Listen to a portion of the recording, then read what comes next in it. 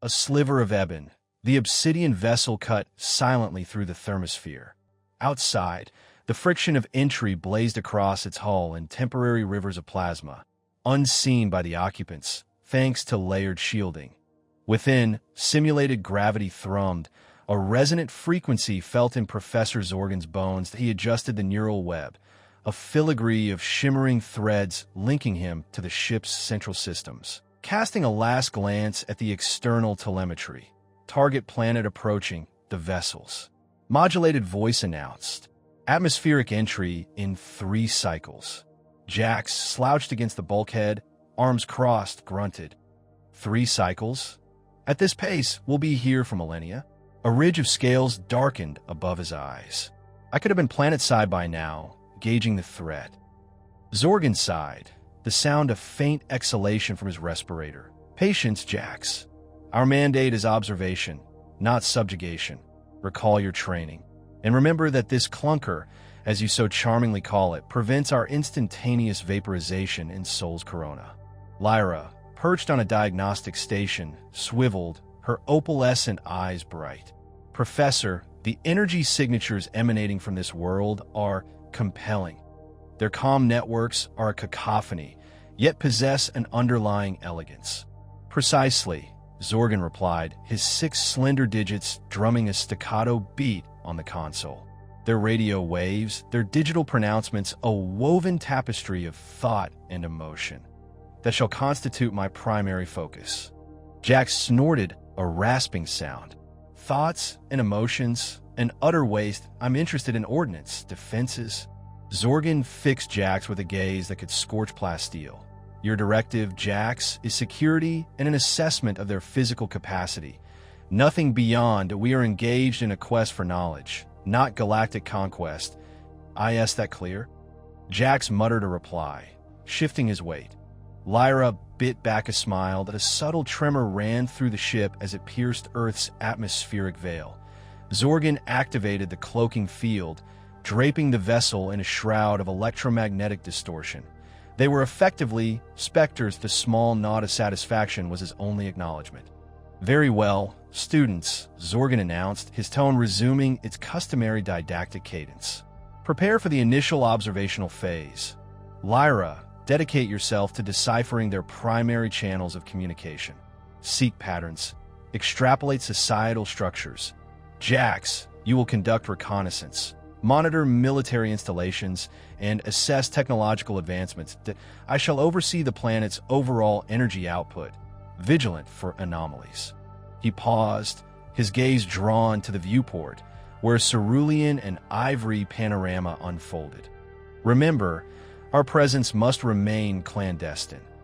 Any deviation from protocol risks the mission's integrity. And more importantly, he added, his voice softening, it risks you. Lyra canted her head, antennae quivering. Professor, what are their artistic expressions? Their music? Surely such expressions are a form of communication. Zorgan blinked, momentarily nonplussed. An astute point, Lyra. Integrate them into your analysis as supplementary data, but prioritize their functional exchanges, commerce, governance, conflict. Jax cracked his knuckles, his eyes gleaming with anticipation. Conflict, now we're talking. Ignoring him, Zorgan turned back to his console, that he accessed the planetary compendium, a vast archive compiled from centuries of Xyler surveillance. He navigated through images, holographic projections of terrestrial metropolises, sprawling landscapes, and the inhabitants themselves. Earth, he murmured, to himself more than to his students. A world of paradoxes that a species capable of sublime beauty and unthinkable barbarity, a captivating, yet hazardous riddle. He inputted a sequence of commands, activating the ship's long-range sensors that a thermal scan of a sprawling urban complex appeared, lights glittering like spilled gems. Suddenly, a piercing whine tore through the air, followed by a cascade of crimson warnings across his console. Professor, Lyra exclaimed, her voice edged with panic. I'm detecting an energy spike, source unidentified. Its origin, the southern hemisphere. Jax, scenting action, surged to his feet. What is it? Hostiles. shall I arm the defenses? Zorgan's 6 digits danced across the console, his features etched with worry.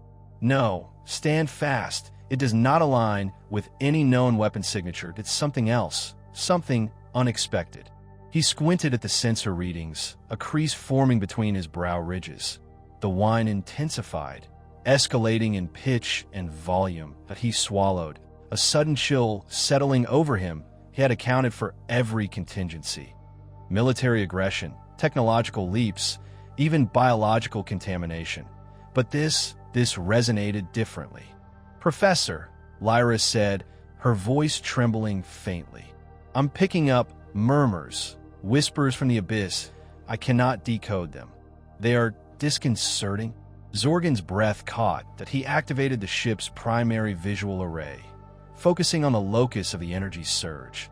The image sharpened, slowly, revealing nothing, merely a vast expanse of ocean.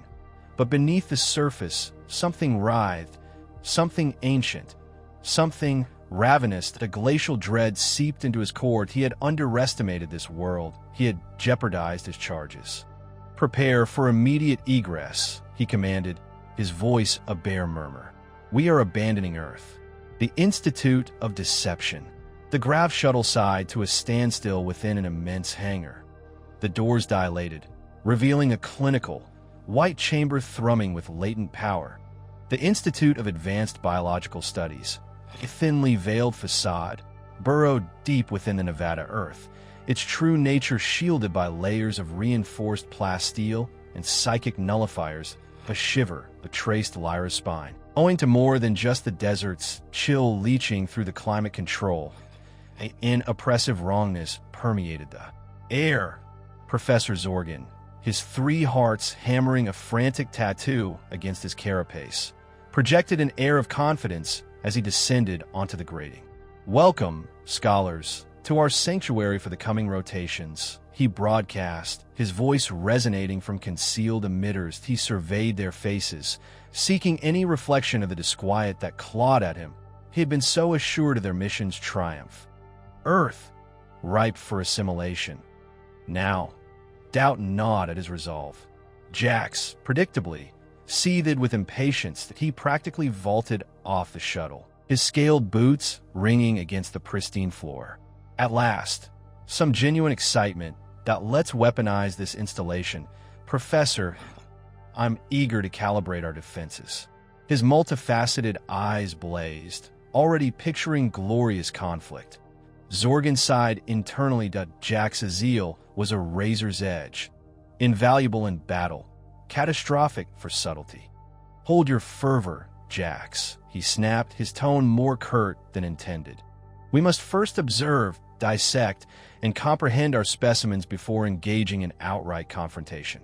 The tremor in his vocalizer betrayed his anxiety, his mandibles clicking a nervous rhythm that he guided them through a labyrinth of corridors, each an exact mirror of the last, the atmosphere heavy with the tang of ionized air and something acrid and unsettling that prickled Lyra's sensory tendrils. They passed vivisection labs teeming with terrestrial fauna, avians soaring within expansive cages, rodents navigating intricate networks, even a diminutive, yet alarmingly toxic serpent coiled in a glass enclosure. Zorgan halted before a holographic projection illustrating the anatomy of a human. "Attend," he began, his voice regaining its didactic authority. "Observe the fragility of their osseous structure, the limited capacity of their pulmonary system, the rudimentary nature of their neural pathways." He highlighted the human heart, and the solitary, vulnerable organ that a precise strike would prove decisive. Jack scoffed. "Pitiful, the single discarded scale from my molting cycle is tougher than their entire ribcage." He flexed his chitinous limb, iridescent plates shimmering beneath his exoskeleton. What conceivable threat could these soft-bodied beings pose? Lyra frowned, her focus drawn to a subtle, almost imperceptible wavering in the air surrounding the holographic display. She concentrated her psychic abilities, attempting to pierce the layers of dampening technology. A whisper, fragile as static, brushed against her consciousness, In omen, Professor, she interjected softly, cutting through Jax's bombastic monologue. I'm detecting aberrant energy signatures, faint, yet persistent, and I believe I perceive a resonance. Zorgan scowled, his own senses registering nothing anomalous. Resonance? Explain, Lyra. Voices, she whispered, her multifaceted eyes scanning the room. Weak, but ubiquitous, as if the very walls are speaking. Jax snorted derisively. Illusions, likely a consequence of the atmosphere processors. Oh, not let it impede our directive, Lyra. He turned to Zorgan, his impatience a palpable force. Professor, with all deference, I believe we are squandering time dissecting these jellyskins. Let us fortify the perimeter and prepare for any eventuality. Zorgan hesitated. He knew Jax's assessment held merit. Security was paramount. Yet Lyra's disquiet, compounded by his own escalating unease, gnawed at his confidence. He had arrived expecting an effortless dominion. Now, amidst the sterile artifice he had engineered, a chilling presentiment bloomed. Had he underestimated them? Had he endangered his students? He swallowed, his throat suddenly parched. Very well, Jax, he conceded. Secure the outer defenses, but proceed with circumspection. And Lyra, persist in monitoring those energy fluxes. Relay any deviations without delay. As Jax marched off, a predatory smile twisting his features, Zorgan returned his attention to the holographic projection, his gaze locked on the fragile human heart. The whispers Lyra had described echoed within his own thoughts now, a silent chorus of foreboding. This planet, he now understood, was not the docile, easily conquered prize he had presumed. It was something far more formidable, something undeniably perilous, and he had inadvertently led his students directly into its core, into the green unknown. The portal shimmered shut behind them, leaving a clean, circular scar on the edge of the Xylar transport pad.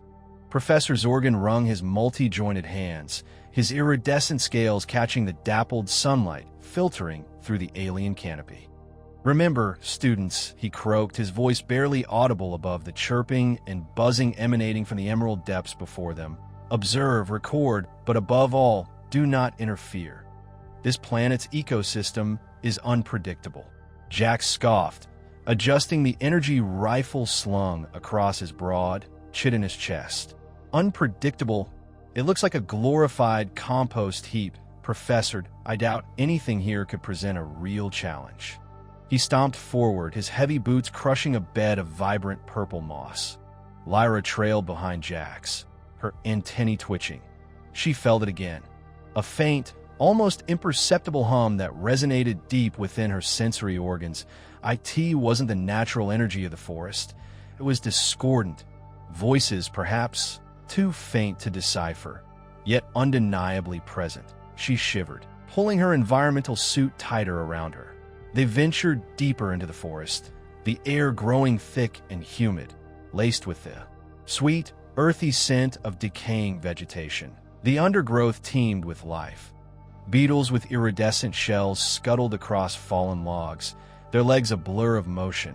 Dragonflies, their wings like stained glass, hovered in sunlit patches. Jack swatted at a particularly large, buzzing insect.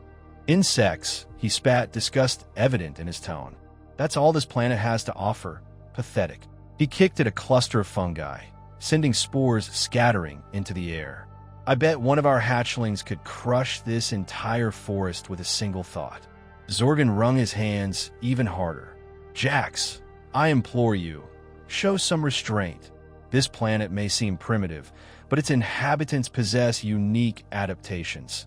They have survived for eons. We should treat them with respect, and above all caution, lest we upset the balance. He glanced nervously at the dense foliage, his multifaceted eyes darting from shadow to shadow. The professor had read about Earth's ecosystem in excruciating detail, the complex relationships and dependencies, the hidden dangers lurking beneath the surface. He felt a growing sense of dread. This excursion was proving to be a mistake. Lyra, however, was captivated, She stopped before a towering tree, its bark gnarled and covered in intricate patterns. She reached out a gloved hand, gently tracing the contours of a lichen-covered branch. The hum resonated stronger here, closer to the source. She could almost understand it. She noticed a spiderweb spun between two branches, glistening with morning DWIT was a masterpiece of engineering, a delicate yet incredibly strong structure, perfectly designed to ensnare its prey. She moved closer, examining the intricate patterns of silk. The spider itself, a small, unassuming creature with iridescent markings, sat motionless at the center, waiting patiently. Jax saw her fascination and let out a derisive snort. Seriously, Lyra, you're impressed by a spiderweb. It's just sticky string spun by a mindless drone. Nothing to waste your sensory receptors on. He nudged her aside, nearly ripping the web in the process. Come on, let's find something worth analyzing, something that actually poses a threat. Lyra frowned, a knot of unease tightening in her stomach. She knew Jax's bravado was a shield, masking his own insecurities, but his arrogance was dangerous, especially in this place where every rustle of leaves, every chirp and buzz could signal something significant. She glanced back at the spider, its 8 eyes gleaming in the dappled sunlight. IT hadn't moved, yet she could almost feel its gaze, cold and calculating, following them as they ventured deeper into the green unknown. She couldn't shake the feeling that they were being watched, studied, and judged by forces far more ancient and powerful than anything they had ever encountered on Xylar, without a prick of doubt. The spiderweb, a delicate filigree spun between 2 eucalyptus trees, caught the light like a tapestry of captured stars. Jax, ever eager to impress, showcased a bicep that could have been hewn from bedrock. Artistry, I'll concede, but a stiff breeze could shred this. Lyra, engrossed in analyzing the soil, didn't glance up. Everything serves a purpose, Jax, even impermanence. His laugh, a resonant bellow, startled a scattering of galas pecking at fallen seeds. Purpose, snaring gnats, hardly a challenge for someone of my standing. He extended a thick digit, intending to puncture the web's intricate design. Then it happened at a fleeting, inky blur. Almost imperceptible, something shot from the web, a silhouette against the sun. Jax recoiled, yelping. Blast it! Something stung me. He scrutinized his fingertip, that a pin-sized crimson mark, barely visible against his tan skin. Lyra finally straightened, her brow creased with concern. What stung you? Let me see. Probably nothing. A midge, perhaps. Hardly consequential. He waved his hand dismissively, though a flicker of annoyance crossed his features. Don't fret, Lyra, that I've grappled with behemoths larger than your research vessel. Some tiny insect isn't going to... His voice trailed off, his swagger momentarily diminished. Lyra took his hand, her touch surprisingly cool. She studied the minute wound with unsettling focus. Does it throb? Of course not, he retorted, a shade too quickly. Just a slight prickle, like a thorn scratch. She didn't respond, her attention now drawn to the earth around the eucalyptus roots. I don't like this place, Jax. There's a resonance here. Unsettling. Jax scoffed. Resonance? You and your planetary auras. We're here to document native flora and fauna, not hold a seance. He struggled for a tone of confidence, but the slight prickle on his finger had begun to smolder, that a faint, almost subsonic vibration emanated from it. Clashing with his forced bravado, he rubbed his finger absently against his trousers, attempting to quell the irritation. Let's wrap up this inventory and head back to the ship.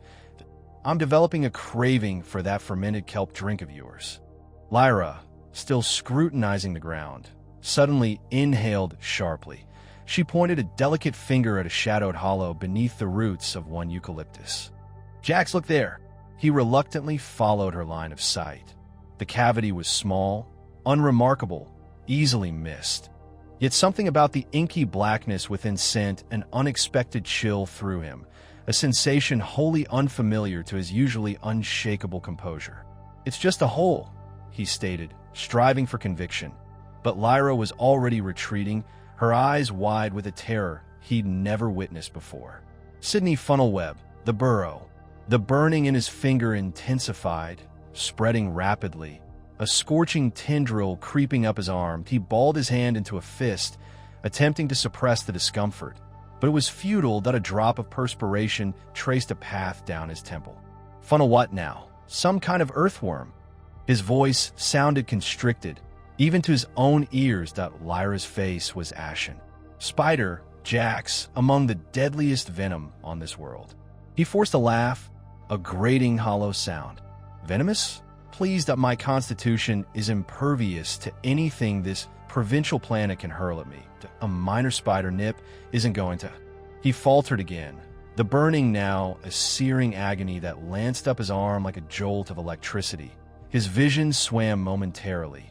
The hubris that had defined him, the unwavering faith in his own invincibility, fractured the sliver of doubt, sharp and chilling, pierced through his carefully constructed image. Perhaps, just perhaps, he had underestimated this place. Perhaps, just perhaps, he was in serious danger. He gazed at Lyra, her face's study in concern.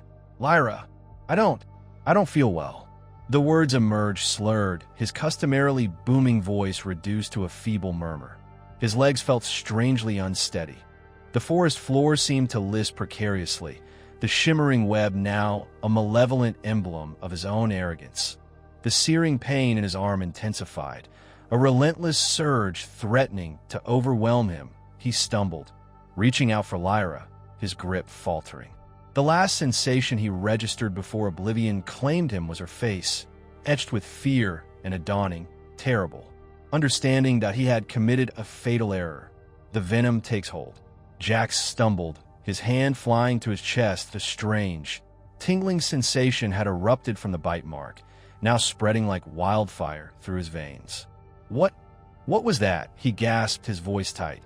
Lyra rushed to his side, her brow furrowed with concern. Are you all right, Jax? What happened? He tried to speak, but his muscles were beginning to twitch uncontrollably. That a tremor ran through his arm, then his leg, contorting his face in a grimace. Something bit me. He managed to choke out, his breath coming in ragged bursts. Small, black. Professor Zorgan, who had been meticulously examining a patch of luminous fungi, straightened up, his antennae quivering. He hurried over, his usually placid face etched with worry. Show me, Jax. Show me the bite. Jax, struggling to keep his balance, pointed a trembling finger at the inflamed puncture wound on his forearm. Zorgan peered at it, his multifaceted eyes widening with alarm. He then scanned the surrounding foliage, his gaze sharp and urgent. It was a spider, Lyra said, her voice barely above a whisper. A small, dark-spidered. I saw it scuttle away. Zorgan's mandibles clicked together in a rapid, nervous rhythm. Sidney Funnelweb, he muttered, more to himself than to them. Highly neurotoxic, extremely potent venom. Jax's breathing grew more labored. He clutched at his throat, his eyes wide with panic. Can't breathe, hurts. Spasms racked his body, throwing him off balance. Lyra struggled to support him, her strength barely enough to counteract the force of the tremors. Zorgan, do something, she cried, her voice laced with desperation. He's getting worse. Zorgan rummaged frantically through his satchel, pulling out a small vial filled with a luminescent green liquid. This might slow the progression, he stammered, his usually steady hand shaking. It's a broad-spectrum antitoxin designed for terrestrial arthropod venom, but the Sidney Funnelweb is particularly nasty. He carefully uncorked the vial and held it to Jax's lips. Drink, Jax, drink it all. Jax swallowed, the liquid trickling down his chin. For a moment, nothing happened. Then the spasms intensified, throwing him into a violent convulsion. He gasped, his body arching backwards, his eyes rolling upwards. Lyra screamed, fear clawing at her throat. It's not working. It's making it worse. Zorgan recoiled, his antennae drooping. I don't understand, he stammered, his voice filled with a mixture of fear and disbelief. It should have. Jax collapsed against Lyra, his body limp and unresponsive. His breathing was shallow and ragged, a faint rattle echoing in his chest. "Jax! Jax, can you hear me?" Lyra cried, shaking him gently. But his eyes remained closed, his face pale and clammy. Zorgan knelt beside them, his head bowed. "The venom, it's acting faster than I anticipated," he whispered, his voice heavy with guilt. I should have been more careful. I should have known." Lyra glared at him, her eyes blazing with anger. "Careful? Known? What good does that do now? He's dying, Zorgan. Do something. Anything." Zorgan looked up, his face etched with despair. "There is nothing I can do," he said softly. "The venom is too potent, too fast-acting. We are too far from the ship, from proper medical facilities." Lyra cradled Jax's head in her lap, her tears falling onto his face. "No," she whispered fiercely. "No, I won't let him die. Not here, not like this." She looked around at the dense, alien forest, at the strange bioluminescent flora, at the eerie silence that had fallen around them. The shiver ran down her spine. This place, it felt wrong, unnatural, like something was watching them, waiting for them to fail. She knew, with a chilling certainty, that they were not alone, and that whatever was out there, it didn't want them here. It wanted them gone, or perhaps it just wanted them dead. Desperate measures. Zorgan's typically rock-steady hands now jittered so badly he nearly lost his grip on the vial. The clear liquid within swirled, his one slender thread of hope. "Jax, hold still. This is the anti-venom that IT should counteract the neurotoxins." The tremor in his voice betrayed the immensity of his failure. He'd vouched for this place, assured them Earth held no significant dangers. Jax thrashed, each breath a harsh, rattling gasp that a film of perspiration coated his usually matte gray skin, turning it the shade of rain-slicked slate.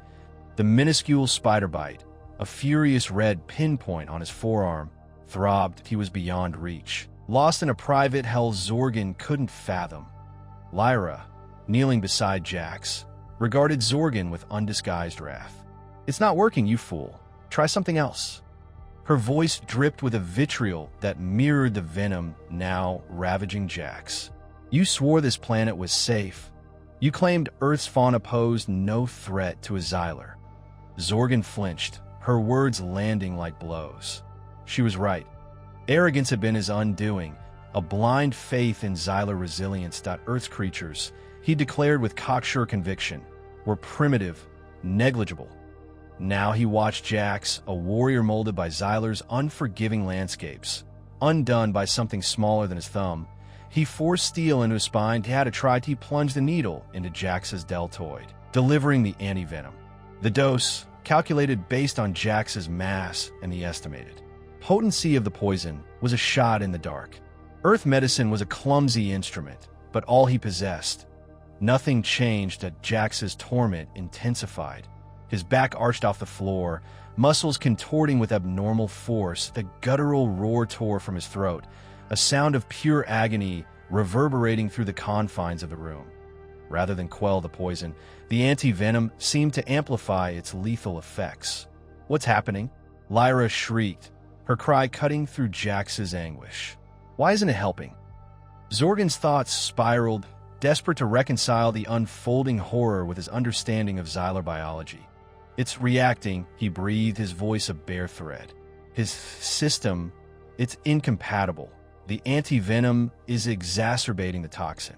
Jax's legendary strength, his greatest advantage on Xyler, had become his undoing. The venom, evolved to incapacitate smaller prey, was now overwhelming his nervous system, driving his muscles into a chaotic frenzy. He bucked wildly, limbs flailing with destructive force. The nearby table gave way under the assault of a kick, with fragments exploding outwards. Lyra attempted to subdue him, but she was helpless against his convulsing power. He flung her aside, sending her reeling against the wall. She gasped, more from frustration than injury. A wave of nausea rolled over Zorgan. He'd condemned him. His hubris, his unfounded certainty, had transformed a mundane spider bite into a death knell. He staggered back, hands covering his face, unable to bear witness to Jax's bellows now intertwined with ragged, stifled sobs. His body writhed as if possessed, his own might turned against him. He raked at his flesh, rending his uniform, desperate to break free from the inner torment. His eyes, usually sharp and knowing, were now wide with terror, reflecting a pain beyond Zorgan's comprehension. The room vibrated with his agony, a tangible presence that pressed down on Zorgan, crushing him beneath a mountain of remorse. He squeezed his eyes shut, the image of Jax's distorted features etched into his mind. All he could do was listen to the sounds of Jax's death throes, the snapping wood, Lyra's frantic shouts, and the ragged susurrus of Jax's failing lungs. Each inhale a victory against the encroaching shadows, each exhale a surrender to the inevitable, the fall of the warrior. Zorgan's grip faltered, the hypo spray slick with nervous sweat. He snagged at mid-fall, a near miss against the sterile medbay floor. The label swam before his eyes, a jumbled mess of alien script. He knew the procedure. Theoretically, he held the ship's best approximation of an antidote, concocted from scant data about Earth's arachnids. But textbook knowledge felt flimsy against the stark reality of Jax's suffering. "Hold still, Jax, please." Zorgan's plea cracked, thin with desperation. Jax bucked against the restraints of the bio-bed, his usually impassive face a mask of torment. His muscles coiled and snapped, contorting him into grotesque shapes. A strangled roar tore from his throat, primal and agonizing, making Lyra recoil. Her eyes, normally bright with inquisitive intelligence, were now dark, accusing daggers aimed at Zorgan. "Is it working? Is it helping at all?" she demanded, her voice honed to a razor's edge. Zorgan remained mute, trapped in the vice of his failure. The hypo spray was spent. The full dose delivered had accomplished nothing. He could only watch, a powerless spectator, as Jax's spasms intensified. The warrior's breath became a ragged rasp, a death rattle in his lungs. His skin, usually burnished bronze, now took on the pallor of ash. He snatched another hypo spray, his fingers trembling uncontrollably. I need to adjust the formula. The venom, it's far more aggressive than we calculated." The lie tasted like ash in his mouth, and he saw the truth reflected in Lyra's gaze. There would be no adjustment, only the sickening realization that their efforts were futile. Lyra advanced, fists clenched tight. "You were so sure of yourself. You claimed to understand the risks. You brought him to this forsaken planet. Now look at him, dying because of your obsession with this backwater world." Her accusations landed like blows, fueled by her fear and despair. But Zorgan was consumed by guilt. His scientific hubris had blinded him to the danger. He'd observed the spiders, diminutive creatures flitting through the undergrowth. He'd cataloged their webs, analyzed their venom. But he hadn't comprehended the lethal potency they possessed. He had scorned Earth, dismissing its capacity for silent, insidious evolution. That he forced his focus, tuning out Lyra's recriminations. He had to act. He tore open a medkit, frantically rifling through its contents. Stimulants, analgesics, nerve stabilizers, none of it offered a solution. He was grasping for miracles, a drowning man clutching at phantoms. Jax's struggle diminished. His body slackened, the violent contortions replaced by an ominous stillness. His eyes, once fiery with life, were now vacant, fixed on some unseen point above. A rivulet of crimson trickled from the corner of his mouth, a stark, final punctuation mark. Zorgan flung himself forward, pressing trembling fingers to Jax's throat, desperate for a pulse. Nothing. He pressed harder, his own heart hammering against his ribs, willing a response, praying for anything other than this. Still nothing. "No," he choked out, the word a shattered lament. "No, please no." He tore open Jax's tunic, placing his ear against the cold, unresponsive expanse of his chest. Silence, that a hollow, resonating silence that consumed the med bay, suffocating him with its finality. Lyra stood rigid, her eyes wide with disbelief. Shock bleached the color from her face, leaving her gaunt and spectral. The incandescent fury that had consumed her a moment ago flickered and died, replaced by a vast, bottomless grief. She stumbled back, her hand flying to her mouth to stifle a strangled cry. "Jax," she whispered, her voice a mere breath. "Jax, no, please." She rushed to the bio bed, collapsing beside him. She cradled his head in her lap, stroking his hair with a tender, reverent touch. Tears streamed down her face, distorting her vision, blurring the sharp edges of reality. "Jax, please wake up. Please don't leave me here." Her voice was a raw, desperate entreaty, a fragile prayer offered to a cold, indifferent cosmos. Zorgan watched, paralyzed by sorrow and regret. He had failed them, he had brought them here, promising enlightenment and discovery, and instead had delivered death. Jax, their most formidable warrior, their most intrepid explorer, vanquished by something so tiny, so seemingly insignificant, that it defied comprehension. The truth settled in his stomach like a block of ice. Earth was not a laboratory for their exploration. It was a battleground, and they were hopelessly unprepared. Echoes of loss. The Xylar Medical Bay, a clinical expanse of white, amplified Lyra's anguish. Each sob rebounded from the pristine surfaces, a cruel echo chamber of her despair. Jax, her beloved Jax, lay motionless beneath a shimmering energy field, its steady drone a grating counterpoint to her grief. The painstakingly created antitoxin, derived from the spider's poison, had been administered hours prior, but the remedy arrived too late. The Xylar life signs display registered a flatline with cold. Finality. Professor Zorgan, his typically azure skin now a pallid gray, was a study in dejection as he hunched over a console. He cycled through the diagnostics, a futile ritual born of desperate hope. The clicking of his mandibles, a nervous tick, further frayed Lyra's raw nerves. The venom was extraordinarily potent, he murmured, lost in his own remorse. Unlike anything documented. Lyra spun on him, her eyes fierce, tiny sparks of red igniting in her usually serene yellow pupils. "You brought us here. You guaranteed our safety. You assured us the environment had been comprehensively mapped." Her voice splintered under the weight of her accusation. "Jax is dead because of your hubris, your overconfidence." Zorgan recoiled, as if physically struck. "Lyra, I acted with the best available information," the data indicated. "Data? What solace is in your infernal data now?" she hissed. "He's gone. Our strongest warrior, vanquished by something so insignificant, a spider, on this godforsaken rock." A pall fell over the small cluster of Xylar students huddled in the corner of the bay. The initial thrill of the exchange program had dissolved, leaving behind a stark awareness of their precarious situation. Their faith in their advanced technology had crumbled, replaced by the chilling recognition that Earth's defenses were not those of superior armaments. Instead, they were subtle, biological landmines woven into the very tapestry of life. Zorgan slumped into a chair, his posture defeated. His gaze was fixed on the monitors, each replay of Jax's final, agonizing minutes further cementing his guilt. The insidious venom's paralyzing effects, the frantic search for the counteragent, the fleeting hopes sparked by the antitoxin's introduction into Jax's system.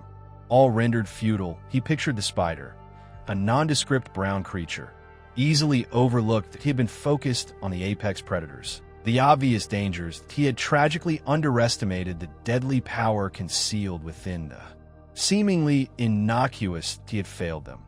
Thousands of light years away, on Xylar Prime, the High Council chamber pulsed with controlled intensity.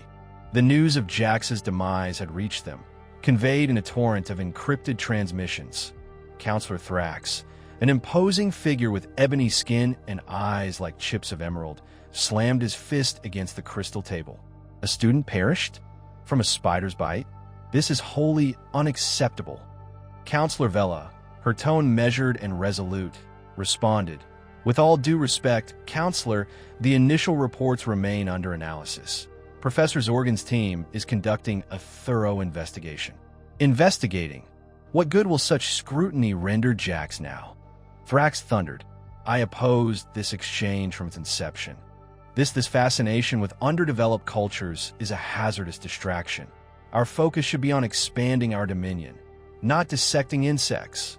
The potential rewards from understanding Earth's complex ecosystem are considerable, Vela countered. Their unparalleled biological diversity offers boundless opportunities for learning. At what price? Thrax interrupted sharply. One of our finest warriors dead? I move that we immediately dissolve the exchange program and recall all Xylar personnel from Earth. The argument swelled. Resonating throughout the chamber, a faction of counselors echoed Thrax's stance, advocating for a swift and decisive disengagement. Others, like Vela, urged caution, stressing the potential scientific and strategic gains offered by the program. The destiny of the exchange, perhaps even the future of Xylar's relationship with Earth, teetered on a precarious edge. Lessons learned, scars carried. The Xylarian sun, a malevolent ruby eye, cast long shadows across the landing pad as the transport groaned to a standstill. Lyra emerged, the familiar air of her birthplace doing little to ease the ache resonating within her. The others followed, their gait leaden, faces mirroring her own exhaustion and grief. They had returned, changed irrevocably from the eager students who departed, silent witnesses to some unseen conflict. They bore wounds that no medic could heal. Professor Zorgan was last. His once imposing frame now stooped. The vibrant chlorophyll green of his skin was muted. Sickly Jax's death hung about him. A suffocating weight of culpability. He'd lost more than just a student. A vital part of himself, a glimmer of optimism in his relentless quest for knowledge, had been extinguished. The anticipated homecoming. The fluttering banners, the press corps, clamoring for details, dissolved quickly under Zorgan's clipped announcement. The mission was instructive and dearly bought. He refused further comment, a shield protecting his students from prying eyes and the inevitable dissection of their shared trauma. In the days that followed, Earth haunted Lyra's waking hours. Vivid visions of emerald forests, the sapphire expanse of oceans, the complex symphony of life pulsing beneath every stone and within each hidden burrow, and, persistently, the spider, that minuscule, venomous architect of Jax's demise, a warrior exceeding any they'd known on Xylar. She immersed herself in Xylarian archives, dissecting data on Earth's ecosystems, desperately seeking to grasp the delicate interplay she had so carelessly dismissed. Earth, she realized, was not a mere repository of resources, but a fragile, interdependent web deserving reverence. Meanwhile, Professor Zorgan had withdrawn into his laboratory, a vast domain of humming machinery and alchemic brews, abandoning his previous pursuits. The quest for novel energy sources, the refinement of advanced weaponry. He focused solely on Earth. More precisely, its inhabitants. Lyra found him there one evening, bent over a microscope, brow furrowed in intense concentration. The air hung heavy with metallic tangs and the subtle drone of his equipment. He remained oblivious to her presence, lost in his microscopic world. "Professor?" Lyra ventured softly. He looked up, eyes bloodshot and weary. "Lyra, what can I do for you?" "I've been researching Earth's ecosystem," she stammered, uncertain, trying to comprehend. Zorgan nodded slowly, his gaze distant. "The spider," he finished. "It preys on my thoughts as well." He indicated the microscope. "I'm analyzing its venom, its physiology, trying to decipher how such a minute creature could wield such deadly power." "What?" Lyra asked. "To learn," he replied, his voice raspy. "To understand, and perhaps to devise defenses. Not for conquest, but for sanctuary. To ensure the tragedy that befell Jax is never repeated." His focus had pivoted from exploitation to safeguarding, an attempt to atone for his perceived failings. Watching him, Lyra felt a spark of hope ignite. "I want to assist," she stated. A faint smile flickered across Zorgan's face. "Then study, Lyra. Learn, and never underestimate the force of nature. Never disregard the lesson we suffered on Earth."